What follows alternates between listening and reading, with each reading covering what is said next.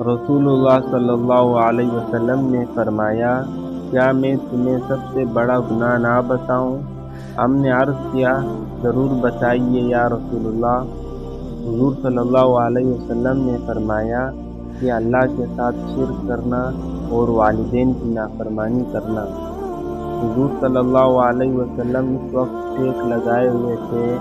अब आप सीधे बैठ गए और फरमाया, आगाह हो जाओ, झूठी बात भी और झूठी गवाही भी सबसे बड़े गुनाह हैं।